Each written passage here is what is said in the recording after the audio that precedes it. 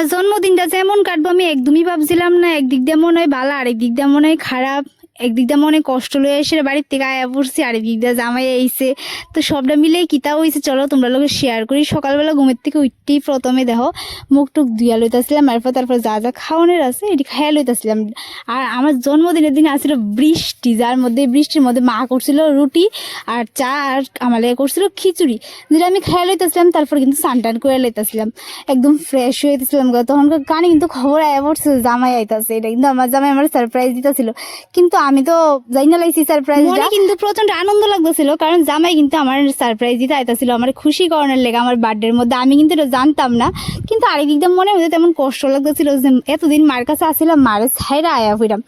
তো কি তা করুম, অনেকদিন পরে যেহেতু বাড়িতে আইসি, গোদ্দুয়ার তো অবস্থা খারাপ, বাড়ি তো যাইতে হইব না। তাই এসে কিন্তু এদিকে একটার পর একটা লাগিয়ে গেছি গা গুছাইতে পরিষ্কার করতে। তো বেশি টেশি সব কিছু টান করলাম। আর জামাই কিন্তু এদিকে আয়াও পড়ছে, আলু এসে বাজার, অনেকদিন যেহেতু বাড়িতে আসলাম না, তো অনেক কিছুই ঘরের মধ্যে আসিল না যেটা আনছে। তারপর কিন্তু দেখো এদিকে ছোট্ট করে সে বার্থডে সেলিব্রেশন করে নিতেছিলাম আমরা সবাই মিলে। আমার কিন্তু মনে খুবই ভালো লাগতেছিল। আমি তো ভাবছিলামই না এত সুন্দর করে যে আমার জন্মদিনটা কাটবো। আমি সত্যি অবাক, আমি তো আজকে অনেক খুশি।